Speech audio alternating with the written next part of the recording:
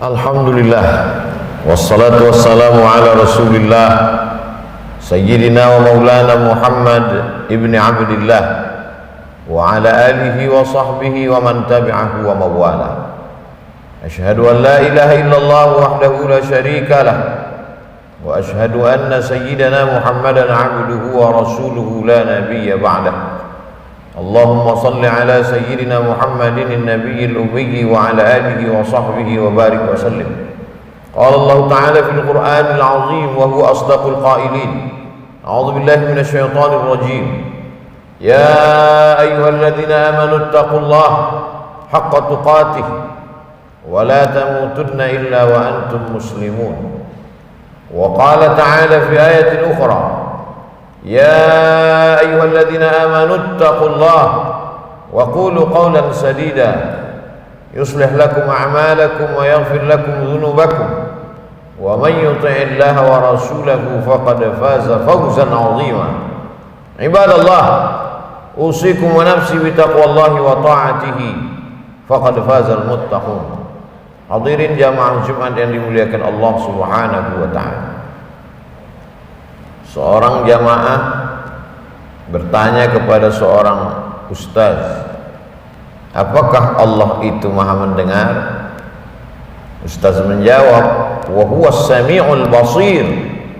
Allah maha mendengar, Allah maha melihat. Wa ma tasqutu min waraqatin illa ya'lamuha. Tidak ada daun yang jatuh kecuali dalam pengetahuan Allah.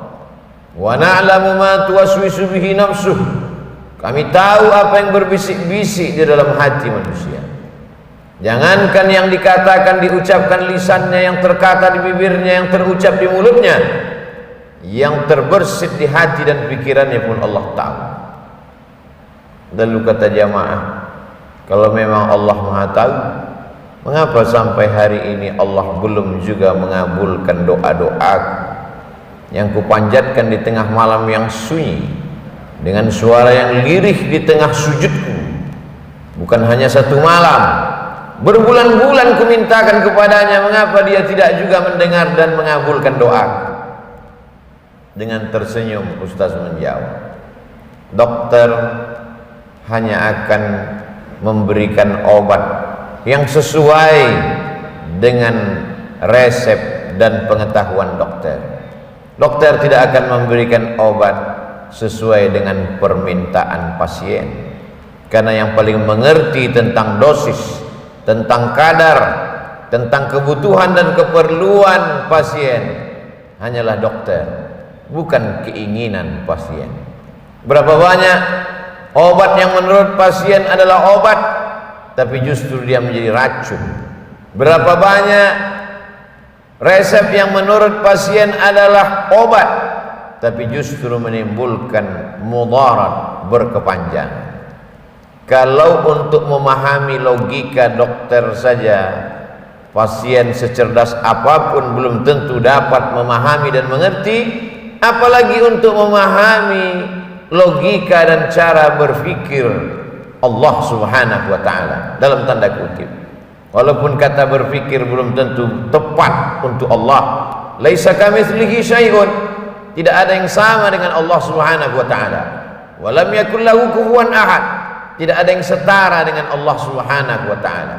Seorang anak kecil merengek meminta pisau kepada ibu. Ibu tidak memberikan. Kenapa? Menurut anak pisau itu adalah baik, karena dia ingin bermain-main memotong-motong dengan pisau yang tajam. Tapi logika ibu berkata, usiamu belum cukup, tanganmu akan luka, darah akan menetes, nadimu akan putus. Ada pengetahuan. Maka Allah menjelaskan melalui lisan Nabi Muhammad SAW, asa an takrahu syai'an, boleh jadi kau benci sesuatu, wa huwa khairul lakum, tapi yang kau benci itu baik menurut pandangan Allah. Asa an takrahu syai'an, boleh jadi kau benci pada sesuatu, wa yaj'alallahu fihi khairan katsira, tapi di balik kebencian itu ada kebaikan dan hikmah yang banyak. Hanya saja terkadang emosional manusia, keinginan yang menggebu-gebu, hasrat dan hawa nafsu membuat dia merubah Allah Subhanahu wa taala bukan lagi menjadi sembahan, tapi menjadi pemuas nafsu keinginannya. Dia ingin Allah memenuhi segala keperluan permintaannya. Dia tidak pernah menganggap Allah sebagai Al-Khaliq, pencipta. Allah adalah Rabb, pencipta, pemelihara, pelindung, pengayom, pemberi rezeki. Oleh sebab itu Nabi Ibrahim berkata, Rabbi, ya Allah, Engkau yang menciptakan aku. Rabbi, ya Allah, Engkau yang memelihara dan menjaga aku. Rabbi, ya Allah, Engkau yang memberikan rezekiku, mengatur sesuai dengan kehendak-Mu, bukan sesuai dengan kemauanku. Lalu kalau memang semua hidup ini adalah atas kehendak dan kemauan Allah, lalu untuk apa kita berdoa? Untuk apa kita berusaha? Karena kita tidak tahu apa yang akan terjadi esok hari. Wa ma tadri nafsum madza taksibu ghadan. Tak ada yang tahu apa yang terjadi besok pagi. Wa ma tadri nafsum bi ayyi ardin tamut. Tak ada yang tahu di mana dia akan mati. Karena kita tidak tahu, maka kita berusaha, berikhtiar. Kita diperintahkan Allah Subhanahu wa taala untuk berobat ketika sakit. Kita diperintahkan untuk mencari rezeki ketika dia tidak ada. Akhrajakum min butuni ummahatikum. Allah yang mengeluarkan kamu dari perut rahim ibu kamu. La ta'lamuna syai'a. Kamu tak tahu apa-apa. Jangankan membawa apa-apa, kamu tidak tahu apa-apa. Lalu kemudian dia kayakan kamu, dia beri kamu kuasa, dia titipkan. Itu semua adalah ujian. Maka ada hamba yang meminta, memohon kepada Allah, tapi setelah permohonan itu dia berkata, kalau memang ini baik bagiku, untuk duniaku, untuk keluargaku, untuk akhiratku, untuk amalku, perkenankanlah ya Allah. Tapi kalau ini hanya akan merusak keyakinanku, merusak silaturahimku, merusak imanku, maka jauhkanlah. Ini adalah ungkapan orang yang penuh dengan kebijaksanaan. Boleh jadi baik menurut pandangannya, tapi belum tentu baik menurut hikmah pandangan Allah Subhanahu wa ta'ala. Ketika kita menyerahkan kemauan kita menurut kemauan kehendak Allah, kita satukan keinginan kita dengan keinginan Allah. Saat itu kita serahkan hanya kepada Allah. Orang yang berserah diri kepada Allah, perbuatan dia menyerahkan kemauannya kepada kemauan Allah, perbuatan itu disebut dengan Islam. Orangnya Muslim. Maka kita meminta, kita memohon, kita berusaha, kita berprasangka, kita berprediksi, tapi semuanya kita serahkan kepada kehendak Allah Subhanahu wa ta'ala. Itulah orang yang berpegang kepada ahlus sunnah wal jamaah. Maka anak Ibrahimu Yahudian, Ibrahim bukan Yahudi, wala Nasranian, Ibrahim bukan Nasrani, walakin akan tetapi kana hanifan, dia condong kepada Allah, musliman, dia berserah diri kepada kehendak Allah Subhanahu wa ta'ala. Pribadi Ibrahim alaihissalam contoh model manusia yang berserah kepada kehendak Allah Subhanahu wa ta'ala. Marahkah Nabi Ibrahim alaihissalam ketika diuji oleh Allah Subhanahu wa ta'ala? Tidak diberikan seorang anak yang selalu diimpikan, diidamkan, diminta pagi, petang, siang dan malam. Berkata dia dalam suaranya yang lirih, munajatnya yang dalam, berbisik kepada Allah, Rabbi habli minas salihin. Tapi Allah tidak kenankan doanya, Allah belum kabulkan doanya. Marahkah Nabi Ibrahim? Emosikah Nabi Ibrahim? Keluarkah kata-kata sumpah serapah dari lidahnya? Tidak. Ia tetaplah seorang Ibrahim musliman, berserah diri kepada kehendak Allah, hanifan, hanif, condong kepada kemauan Allah, bukan condong kepada keinginan manusia yang ada di sekitarnya, tidak condong kepada keinginan hawa nafsunya. Dia tidak paksakan Allah dalam doa-doanya, dia hanya meminta kepada Allah. Setelah itu dia serahkan kepada Allah. Andai dikabulkan apa yang dia mintakan, syakar, dia bersyukur kepada Allah. Andai belum diberikan, Allah Ta'ala sabar, dia menahan emosinya, dia tahan hawa nafsunya, sabar, dia bersabar, dan itu adalah kebaikan. Ajaban li amril mu'min. Orang beriman itu ajaba, menakjubkan, ajib. Orang beriman itu ajaban li amril mu'min.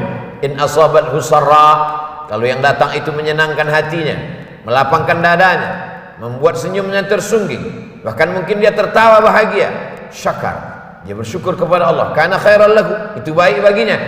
Tapi kalau yang datang itu menyusahkan hatinya, membuat dia risau dan gundah gulana, dia tidak menyumpah serapah, dia tidak suudzon kepada Allah, sabar, dia bersabar. Sabarnya Ayyub alaihissalam ketika ternaknya mati, kebunnya kering kerontang, hujan tidak turun, likuifaksi menyerang kampung halamannya.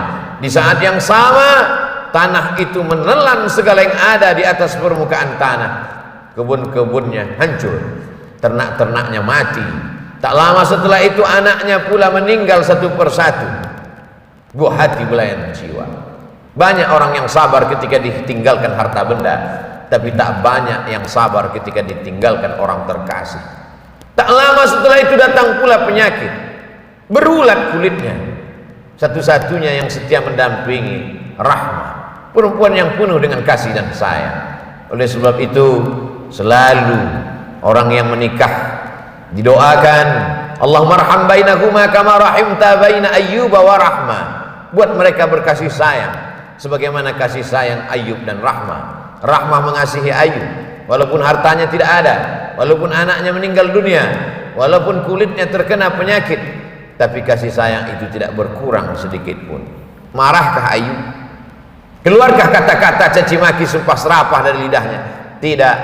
Dia hanya berkata, Rabbi, ya Rabb, engkau yang menciptakan aku. Ya Rabb, engkau yang memelihara aku. Ya Rabb, engkau yang menjamin rezekiku. Anni massaniyad-dur, aku kena penyakit ya Allah. Wa anta arhamur rahimin, engkau maha kasih di antara yang terkasih, engkau maha sayang di antara yang penyayang. Dia tidak berkeluh kesah, dia tidak mengadu dengan kata-kata yang kasar kepada Allah. Mengapa belum juga terkabul? Aku beribadah siang dan malam, aku adalah seorang nabi dan rasul, mengapa ujian ini begitu berat? Dia hanya berkata, anni massaniyad-dur, aku kena penyakit ya Allah. Wa anta arhamur rahimin, engkau tersayang di antara penyayang, engkau terkasih di antara yang kasih. Lalu Allah menyambut doanya, urkut birijlika, tumitmu, engkau tusukkan ke tanah, maka akan keluar air yang sejuk dan dingin, mughtasalun baridun, mandi engkau di air itu. Maka dia pun mandi, maka Allah subhanahu wa ta'ala melepaskannya dari segala kesusahannya. Allah sedang menguji hambanya. Faqsusil qasasa, ceritakan kisah-kisah itu, la'allakum yatafakkarun, mudah-mudahan mereka berpikir. Bukan mereka saja yang berkeluh kesah, bukan mereka saja yang terkena musibah, bukan mereka saja yang terkena hati susah. Hamba-hambaku yang lebih solih dari mereka, yang lebih takwa dari mereka, yang lebih khusyuk dari mereka. Innallaha idza ahabba qauman, kalau Allah cinta kepada sekelompok kaum, ibtalahum, maka Allah uji iman hamba itu. Banyak sekali orang yang berkata setelah tahajud malamnya, setelah khatam Qur'annya, setelah zikir, tasbih, tahmid, takbir dan tahlilnya, ketika ujian itu datang, ujian bukanlah ketika engkau lulus melewati waktu dengan sholat duha, tahajud, witir. Ujian bukan hanya lulus ketika mampu menahan makanan. Ujian adalah ketika ujian, sebenar ujian itu datang. Hasiban nasu ayyutsraku ayyaqulu amanna, apakah manusia itu akan dibiarkan begitu saja berkata amanna, kami beriman, wa hum la yuftanun, padahal mereka belum diuji. Ketika kita mampu berkata asyhadu an la ilaha illallah, aku bersaksi bahwa tiada Tuhan selain Allah, wa asyhadu anna Muhammadan Rasulullah, Muhammad adalah Rasul utusan Allah. Saat itu kita sedang berkata, aku siap menerima ujian ya Allah. Indah istana Fir'aun, tempat tinggal Musa alaihissalam, tapi Allah ingin mengeluarkan hamba ini dari zona aman. Allah ingin supaya ia tidak merasa nyaman di tengah orang yang zalim dan aniaya. Bagaimana cara Allah mengeluarkannya dari istana Fir'aun? Skenario Allah begitu indah. Ada masyarakat Fir'aun yang angkuh dan sombong, berkelahi dengan masyarakat kelas 2 Yahudi Bani Israel. Lalu kemudian datang Nabi Musa melerai, memisah di antara dua manusia yang berkonflik itu. Fawakazahu Musa, Nabi Musa memisah mereka berdua. Ternyata pukulan Nabi Musa itu bukan membuat mereka terpisah, tapi justru kematian yang datang. Musa yang gagah perkasa dengan tenaga yang luar biasa, keinginan hati ingin memisah melerai dua yang sedang berkonflik, ternyata membuat mati.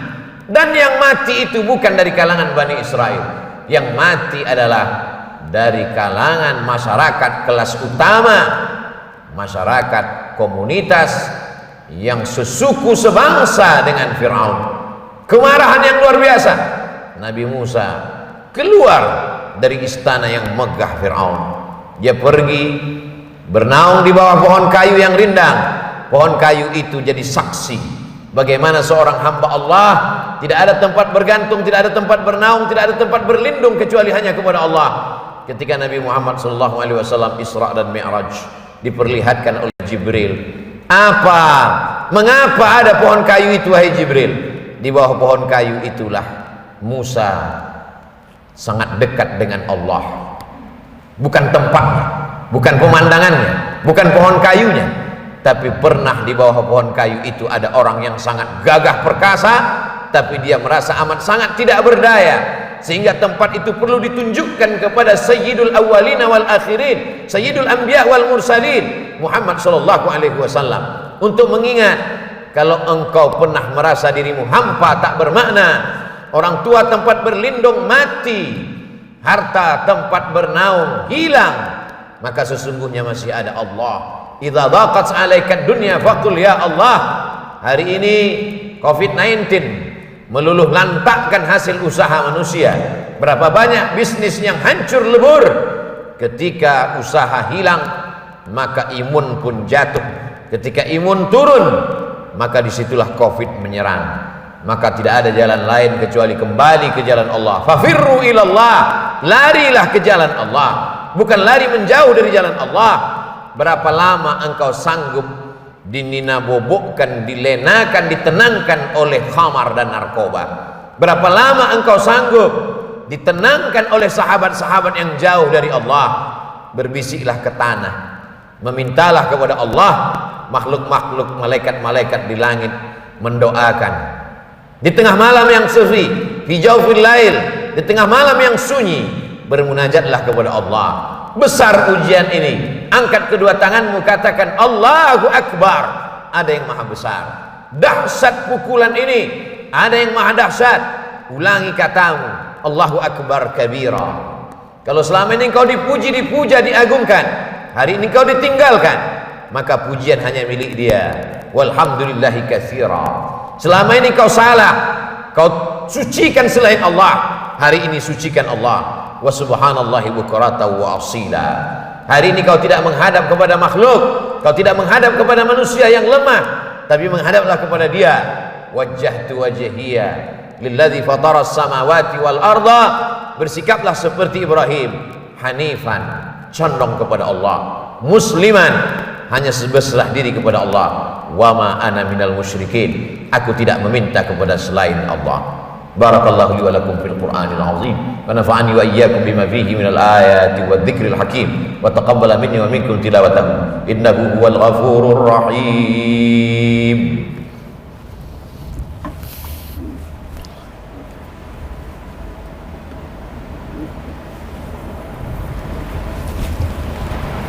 Alhamdulillahilladzi bi ni'matihi tatimmus shalihat. Wassalatu wassalamu ala sayyidis sadat wa ala alihi wa ashabihi ahli al-fadaili wal karamat. Asyhadu an la ilaha illallah wahdahu la syarikalah wa asyhadu anna sayyidana Muhammadan 'abduhu wa rasuluh wa safiyuhu min khalqihi wa khaliluh. Addal amanah wa ballagha ar-risalah wa nasaha lil ummah wa tarakana 'ala al-mahajjatil bayda lailuha kanahariha la yazighu anha illa halik. Allahumma salli ala Sayyidina Muhammad wa ala ali Sayyidina Muhammad kama sallaita ala Sayyidina Ibrahim wa ala ali Sayyidina Ibrahim. Allahumma barik ala Sayyidina Muhammad wa ala ali Sayyidina Muhammad kama barakta ala Sayyidina Ibrahim wa ala ali Sayyidina Ibrahim fil alamin innaka Hamidum Majid.